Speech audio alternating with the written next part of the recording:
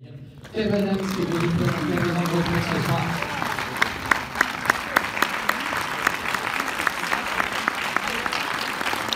Bonsoir.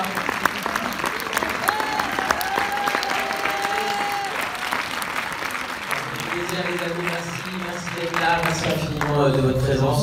Très fier, très heureux de vous présenter ce film ce soir. C'est un film particulièrement important pour moi, auquel je tiens très fort, pour plein de raisons. Évidemment, on va les évoquer ensemble, mais en prélude, je voulais vraiment vous dire merci d'être là, de confier votre soirée. Je sais que c'est flippant, tout le monde d'aller au cinéma, donc c'est un plaisir, déjà vraiment. Merci d'avoir fait cet effort, merci d'être venus si nombreux. C'est un film qui est fait pour toutes les générations. Je suis très content de voir que dans cette salle, il y a des gens très jeunes et il y a des gens, d'autres gens, quoi.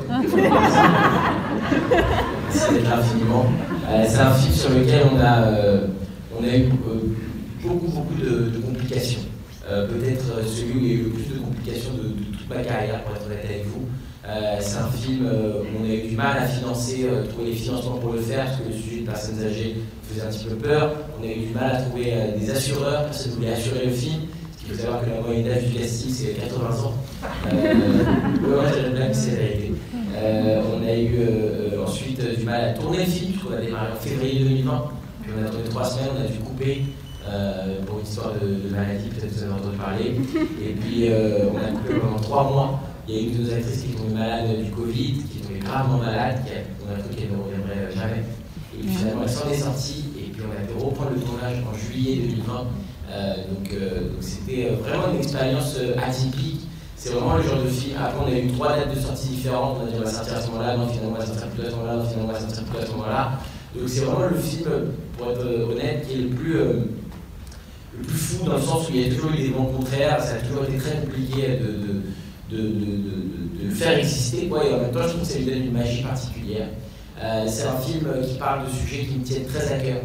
Ça parle de l'isolement des personnes âgées. Quand on a écrit le film il y a 2 ans, c'était déjà un sujet qui était très d'actualité, mais alors depuis le Covid, ça n'a jamais été autant d'actualité. Donc c'est un sujet qui me tient à cœur parce que moi j'ai été en partie élevé par mes grands-parents. Je trouve qu'on a particulièrement la jeune génération, mais aussi les plus âgés, on a beaucoup à apprendre des plus anciens. Je pense qu'on a une vision erronée, faussée des personnes âgées en ce moment, malheureusement grandement dû au Covid évidemment, mais moi j'ai une femme de 15 ans qui m'a dit il ne faut pas que j'aille voir mamie parce que je risque de la tuer. Et c'est vrai que quand il m'a dit cette phrase, je me suis dit bien sûr qu'il faut être prudent, ne nous méprenons pas, mais je pense qu'il y a des manières de dire les choses, et je pense qu'en ce moment les médias, la politique disent ces choses-là de la mauvaise manière. Et je pense qu'il y a une scission qui est en train de se créer entre la jeune génération et les personnes plus âgées. Et je pense que cette scission-là est dangereuse pour l'avenir, parce que c'est cette transmission-là qui fait ce qu'on est tous. Et c'est pour ça que dans ce film-là, on raconte l'histoire d'un orphelin, quelqu'un qui est grandi sans famille, donc sans grands-parents. Et c'est l'histoire de personnes que tout oppose, qui vont finalement se rencontrer, se trouver et réaliser qu'ils avaient besoin les uns des autres. Vous allez voir, j'interprète Milan, c'est l'histoire d'un mec qui fait des magouilles à 2 balles et qui est totalement perdu dans sa vie, qui ressemble malheureusement à plein de jeunes que j'ai déjà croisés. Et puis c'est l'histoire de ces personnes absolument magnifiques qui vivent dans une maison de retraite, un petit peu coupées de tout, et surtout du monde extérieur. Et puis il va y avoir cette rencontre entre les deux. Je vous laisse évidemment découvrir le film. Il y a beaucoup d'humour, mais il y a un vrai fond social auquel je tiens, et il y a un vrai message aussi auquel je tiens. Et j'espère que ce message vous touchera. Voilà. Ça a été un honneur pour moi évidemment de tourner avec Gérard Depardieu, qui j'ai eu le téléphone juste avant de venir. Voilà, et je lui ai dit que j'allais à Talence, et il m'a dit cette phrase qui je suis sûr va vous toucher. Il m'a dit que j'en ai un fou, je pense que voilà, c'est la force de Gérard, hein, finalement, c'est une espèce de justesse de sentiment. Donc voilà, mais j'ai eu la chance de tourner quand même avec certainement un des plus grands acteurs français, si ce n'est le plus grand, et j'ai appris beaucoup au contact de ces gens qui sont tous d'immenses professionnels et qui étaient très fiers de défendre ce film et ce sujet.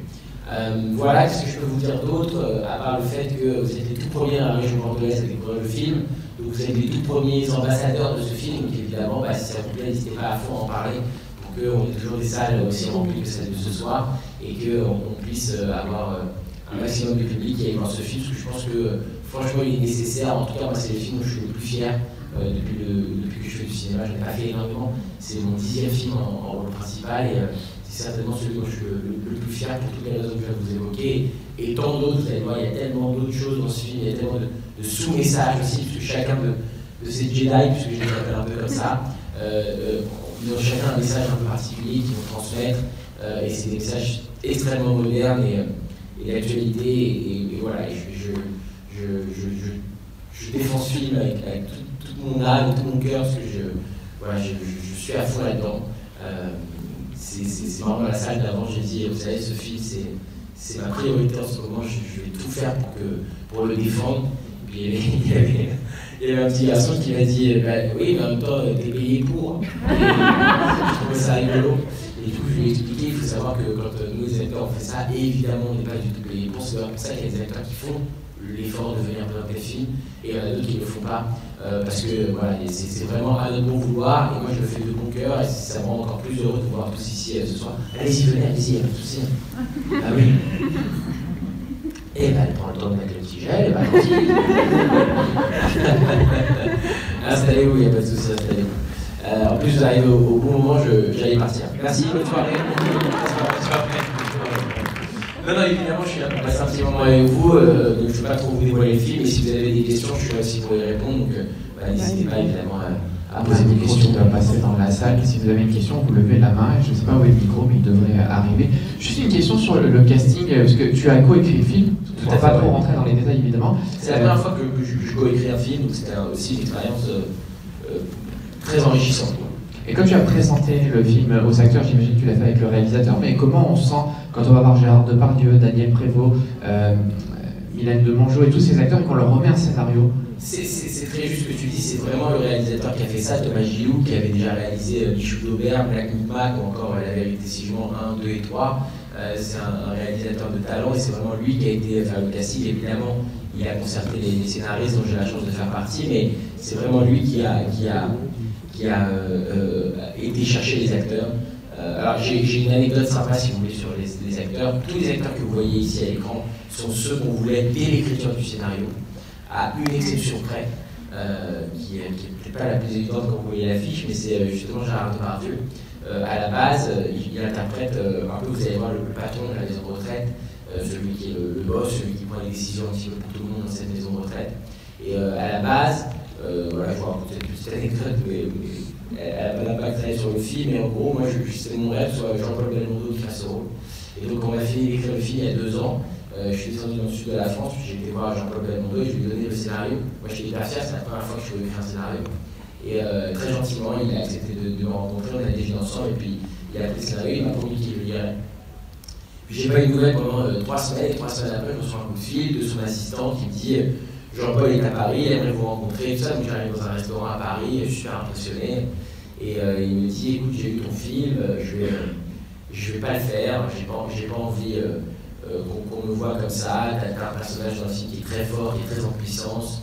Je ne sens pas de faire ce personnage-là. Par contre, j'ai une question pour toi. Je lui dis je vous écoute, Jean-Paul, et il me dit est-ce que c'est vraiment toi qui as écrit ce film? Et je lui dis bah oui, évidemment, je ne vais pas vous mentir là-dessus, quoi. Je l'ai écrit tout seul, évidemment, avec une co-scénariste formidable qui s'appelle Catherine Diamant, mais je l'ai écrit. Et il me dit si c'est toi qui as écrit ce film, t'es un bon gars. Moi, j'ai jamais fait ce compliment de ma vie. Et du coup, j'ai raconté cette anecdote à Gérard Depardieu. Et du coup, dans le film, vous allez voir, Gérard Depardieu, à plusieurs reprises, il parle du personnage de Milan, de mon personnage, en disant c'est un bon gamin. Et c'est un hommage caché à Jean-Paul Belmondo. Comme ça, vous saurez, vous êtes les seuls à savoir. En société, c'est toujours bien de voir ce qu'il y a à dire. Tu sais pourquoi il dit bon gamin dans le film? Je suis là, voilà. Comme ça, vous connaissez l'histoire, ce que je derrière. Ah, est-ce que quelqu'un veut poser une question? Levez la main bien haut et on va passer avec un micro. Gardez votre masque le temps de la question aussi. Bonsoir. Bonsoir. Alors déjà, sache que ça fait longtemps qu'on te suit et que je t'adore. Ça fait trop plaisir. Quand tu dis bon, c'est mère et fille? Oui, voilà. Ça fait plaisir. On a pris des places au premier rang pour ton prochain spectacle. Enfin, ça arrive déjà, putain, ça fait trop plaisir. Moi, j'ai pas de place pour Bordeaux d'ailleurs, hein, dès le premier jour. Et quoi?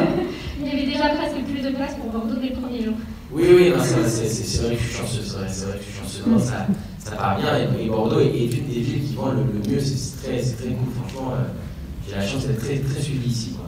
Et déjà, vous aimez énormément à Bordeaux. Mais les Bordelais sont adorables. Moi, je te jure, les Bordelais sont vraiment profondément des gens extraordinaires. Il y a une partie de Bordelais qui sont un peu relous. C'est ceux qu'on appelle les Parisiens. Mais sinon,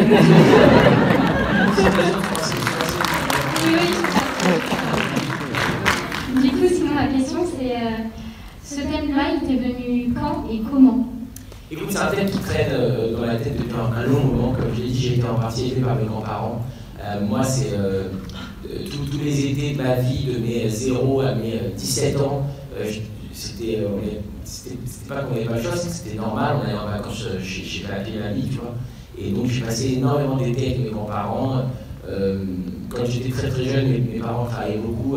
Ma mère travaillait dans les bureaux à la BNP Paribas. Et mon père avait une boutique de téléphone sur les grands boulevards à Paris, et donc ils avaient tous les deux des horaires très longs.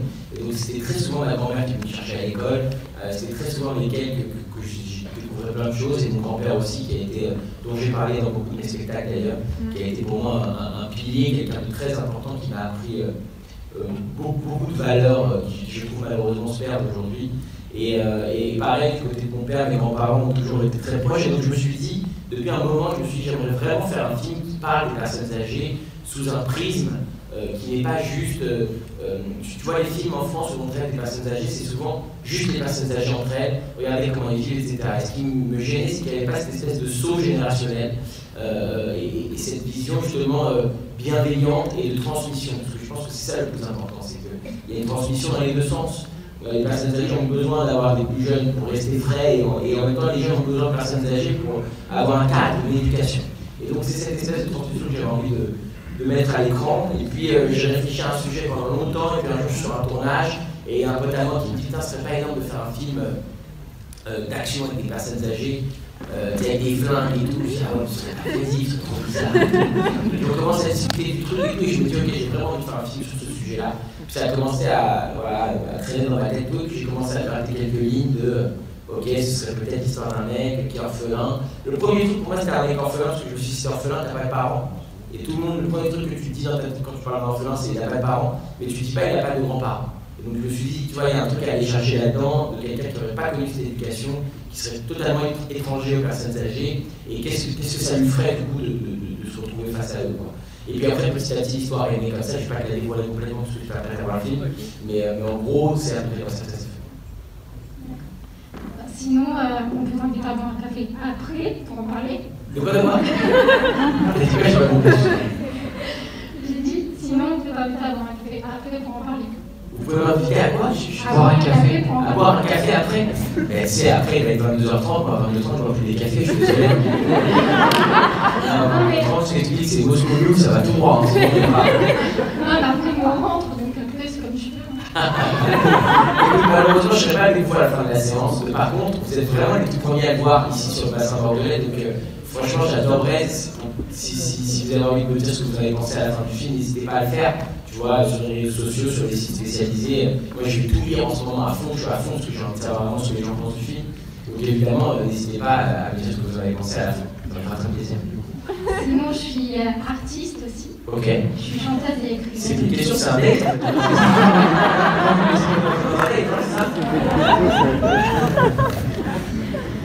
Non, mais enfin, voilà, si tu veux aller voir, je m'appelle Axel Laura. Axel Laura sur les réseaux. Axel Laura, ok. Voilà. C'est un Rodolphe qui va le noter. Axel au masculin. Donc, si jamais tu vois un message en disant avec écrit Axel Laura, c'est moi. N'hésite pas. Il n'y a pas de souci. Il n'y a pas de problème. Vous pouvez la place pour poser cette question. Si vous avez une question, on va remonter au fond. Bonsoir. Bonsoir. Moi, j'ai une question qui m'est venue pendant que je vous écoutais. C'est est-ce que c'était difficile d'avoir l'inspiration pour faire des films?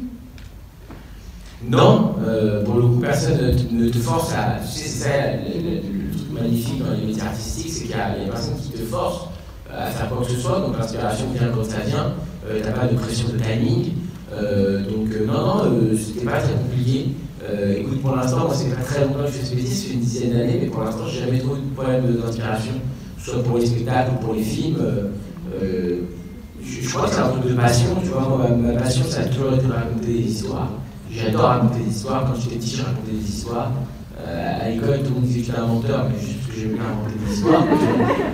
Moi, j'aime bien, je trouve que c'est cool de s'évader un petit peu à travers des histoires. Donc, parfois, je raconte des histoires sur scène, parfois, je raconte des histoires au cinéma, mais moi, ce que j'aime vraiment, c'est ça, c'est raconter des histoires. Et parfois, quand je bloque sur une histoire, parce que, attention, la création, c'est pas tout droit, toi. Des fois, tu as des petits. C'est pas grave, tu fais autre chose, tu passes à autre chose, tu respires un peu, et puis tu y retournes, quoi. Voilà. En général, tous les gens que tu vois écrire des films, ou faire des spectacles d'humour, ou écrire des chansons, ou faire des tableaux, c'est des gens qui ont de l'inspiration, tu vois, qui à un moment donné ou à un autre trouvent l'inspiration, ou prennent de la drogue, mais c'est un autre débat. Je vais vraiment regarder les gens, c'est vrai. Oui, bonsoir. Bonsoir. Je voulais juste savoir un petit peu comment s'était passé le tournage avec Gérard Depardieu. Très bien passé. Il a été, lui comme les autres, un professionnalisme exemplaire. Après, évidemment, il est ce qu'il est, on ne le changera pas. C'est quelqu'un d'à part. Pour moi, voilà, il est une légende de notre métier. C'est quand même l'acteur français qui a fait le plus d'entrées au cinéma de l'histoire du cinéma en France. On parle de 400 millions d'entrées. C'est quelqu'un qui maîtrise très bien son sujet. C'est quelqu'un qui arrive sur le plateau à l'heure, qui connaît exactement les scènes qu'il a envie de faire. Il faut savoir que sur ce film, contrairement à beaucoup d'autres films, il n'a quasiment pas été payé. Il est venu le faire parce qu'il m'a dit j'ai juste adoré le scénario, parce qu'évidemment c'est une petite économie de budget ce film-là, donc on n'avait pas beaucoup d'argent pour payer Gérard Depardieu. Puis il m'a dit écoute, je m'en fous, je le trouve super le film, on y va. Et il est d'une sincérité dans le film qui est assez bouleversante, ce qui n'est d'ailleurs pas le cas dans tous ses films. Mais là, dans celui-là, vous allez le voir, il y a mis du personnel, il y a certaines répliques d'ailleurs qu'il a tenu à dire lui-même, qui n'étaient pas écrites au scénario. Des répliques sur la vie, sur l'éducation, sur la mort, sur le rapport aux épreuves que chacun peut affronter dans sa vie. Je pense qu'il avait besoin aussi de le dire, et il l'a fait d'une manière assez incroyable. Après, ça reste Gérard, il est très joueur, c'est une espèce de légende de 660 kg qui arrive sur le tournage. Et je vais vous donner un exemple très précis. Il y a une scène dans le film, je vous dévoile juste ça, mais c'est pour l'anecdote, où je suis censé l'aider à faire pipi. Et donc il doit baisser son pantalon forcément, comme je tiens à préciser, comme de nombreux aides-soignants font dans les maisons de retraite. Et il était prévu une espèce de petit slip en papier pour le protéger. Et Gérard a fait le choix très personnel finalement de ne pas mettre ce slip en papier. Voilà, il s'est dit qu'il n'en avait pas besoin, quoi. Sauf que évidemment c'est là la force de Gérard, c'est qu'il a prévenu personne, quoi. Donc moi j'arrive sur le tournage pour tourner la scène, tout se passe bien, l'ambiance est joviale, et là il baisse son pantalon. Et vous allez voir ma réaction dans le film, mais c'est pas du tout du jeu d'acteur, c'est vraiment du choc humain. Je suis choqué, quoi, je suis bouleversé. Et j'ai essayé de lui dire, je lui dis, Gérard, il y a un petit c'est quelque chose, quoi, je lui dis. Et le pire, c'est qu'il s'en foutait, quoi. Il me disait, qu'est-ce qui se passe, qu'est-ce qu'il y a? Et je lui dis, Obélix, on va tomber dire, quoi, tu vois, faut réagir, quoi. Et c'est là que tu te rends compte à quel point c'est une légende. Sa réponse, je la trouve extraordinaire. Il m'a quand même dit, quand il a compris que je voyais son sexe, il a quand même dit, donne-moi des nouvelles, ça fait 2 ans que je l'ai pas vu.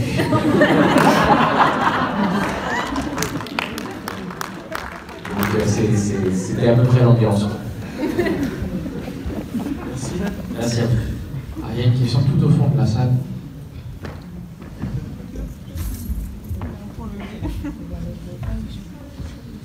Bonsoir. Bonsoir. Déjà, j'ai 2 questions. La première, c'est pourquoi venir faire une avant-première à Bordeaux, enfin à Talence, et venir C'est vrai, c'est une vraie question.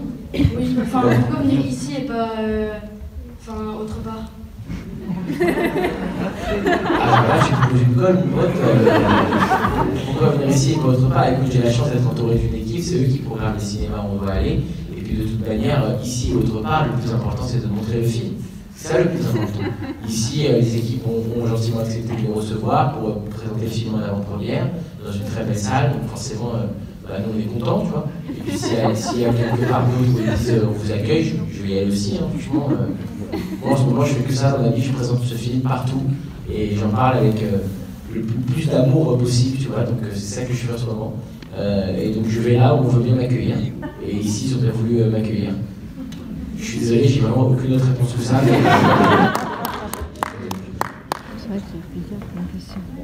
Voilà, il y a d'autres questions au fond. Juste derrière, il y a quelle place moi juste là. Ouais. Comme ça t'évite de faire trop d'aller-retour. Bonsoir. Bonsoir. Quel a été ton meilleur souvenir de ce tournage? Bah écoute, aussi étrange que ça puisse paraître, je crois que c'est vraiment cette scène avec Gérard où je te laisse la voir, vous la verrez dans le film, mais c'est un moment particulier de ma vie, quoi. Et puis il y a beaucoup de scènes où je suis tout seul avec eux tous. Il y a des scènes où j'ai la chance d'être seul avec eux, et j'ai appris beaucoup, franchement. Que ce soit sur des sujets de la vie ou en tant qu'acteur.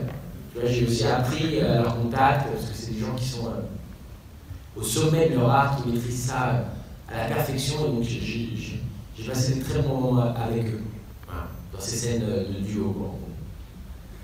Voilà. Le temps qu'on y a une question. Madame, si vous parlez fort, on va vous entendre là à gauche. Là, il y a une dame là. Ah oui, le temps qu'on arrête. Parlez fort, madame, on va vous entendre. Bonsoir. Donc moi, je me suis la première fois à Nouméa il y a quelques années. Vous m'avez vu à Nouméa il y a quelques années? Ah, c'est marrant. J'étais bien jeune. Ah, j'ai pris tant que ça un coup dans la gueule. Ça fait mal d'entendre ça. Ah oui, c'était The Young Man Show. Ah oui, j'avais 20 ans. Voilà, j'en ai 10 de plus maintenant. Ça se voit, hein. Ouais, je suis désolé.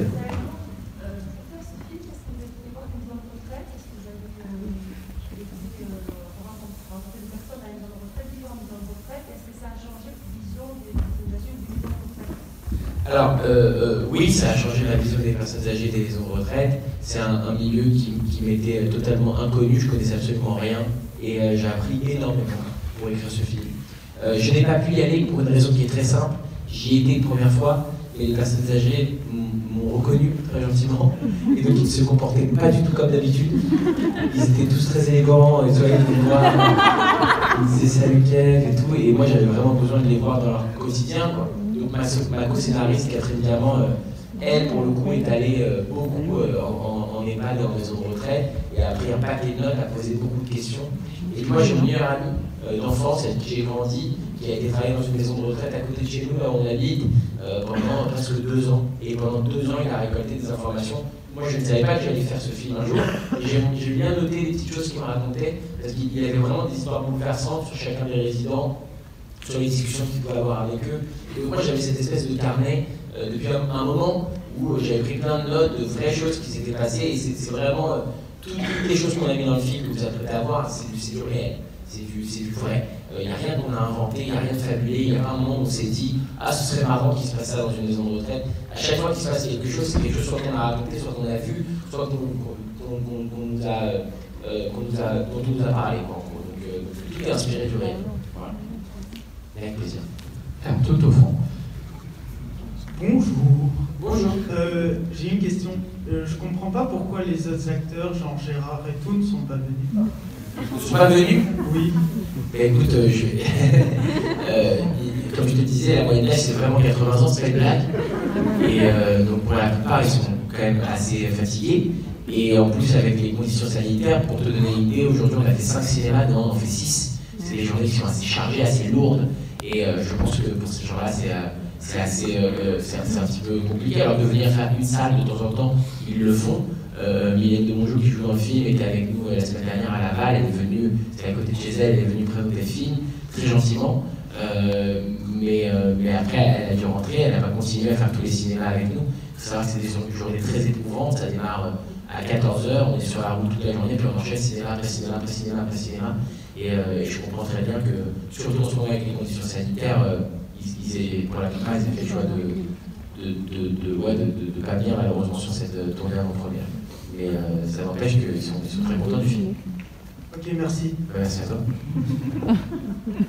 Ah, est-ce qu'on a encore une question? Ah voilà, on a une petite question super. Le micro arrive. Olivier aura fait son sport pour la journée. Bonsoir. Déjà, je voulais te dire que tu es en méthode depuis que je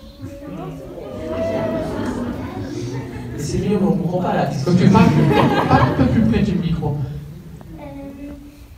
C'est que je suis venue tuer en méthode depuis que je suis petite déjà. Et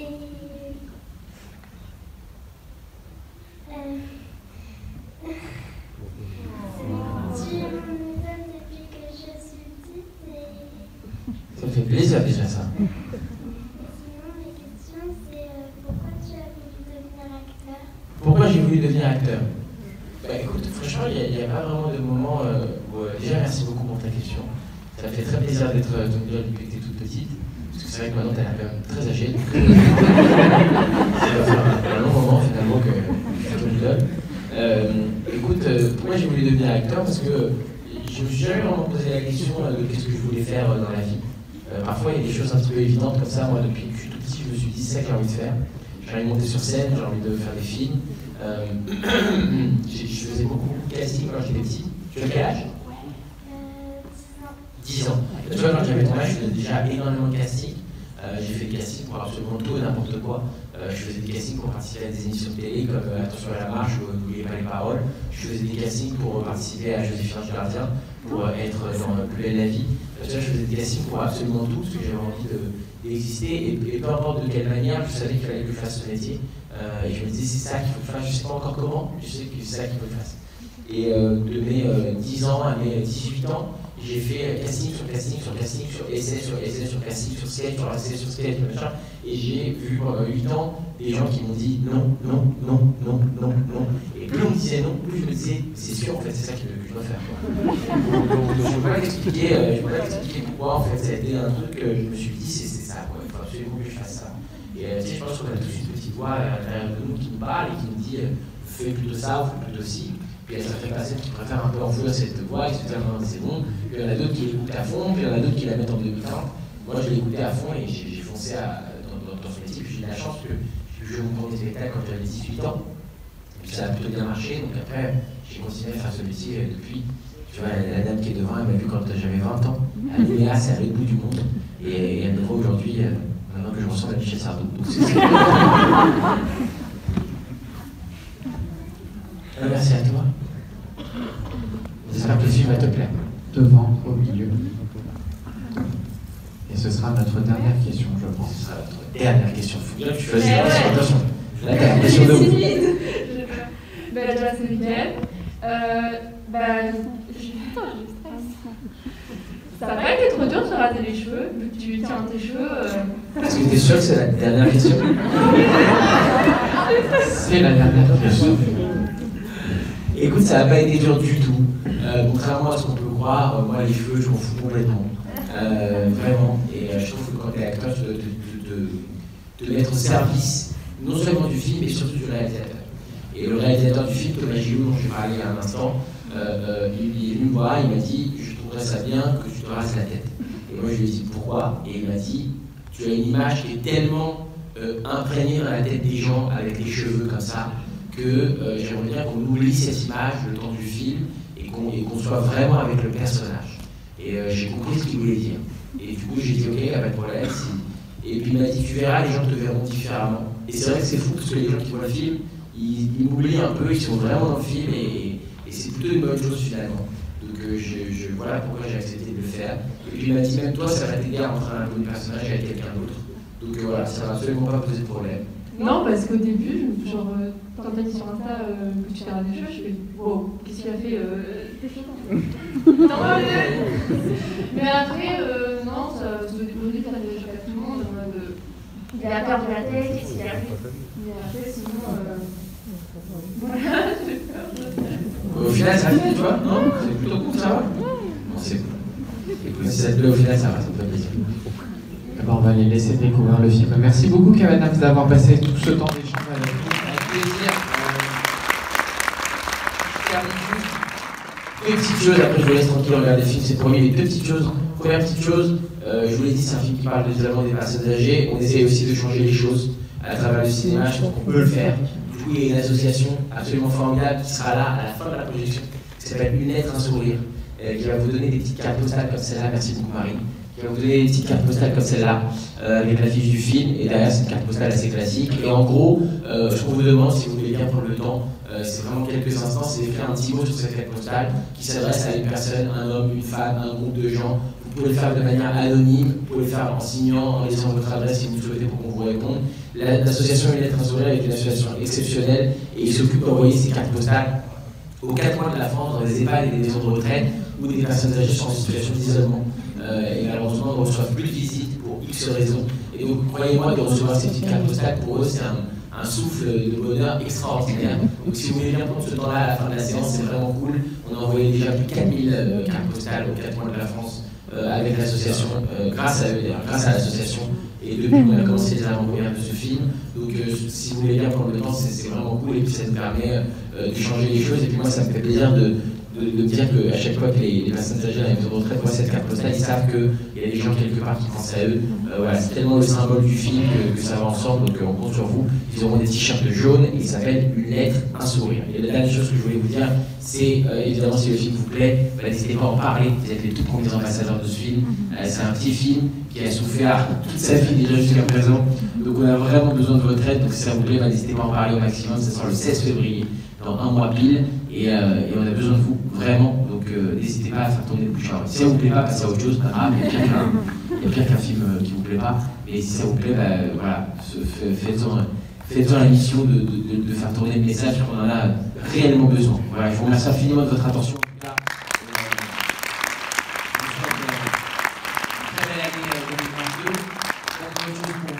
Je pense qu'on peut encore souhaiter bonne année, là ça va, on est au 15 janvier, ça rentre encore. Donc voilà, plein de bonnes choses pour vous et vos proches. Et puis du coup, à l'année prochaine sur scène à Bordeaux. Ça va être trop bien.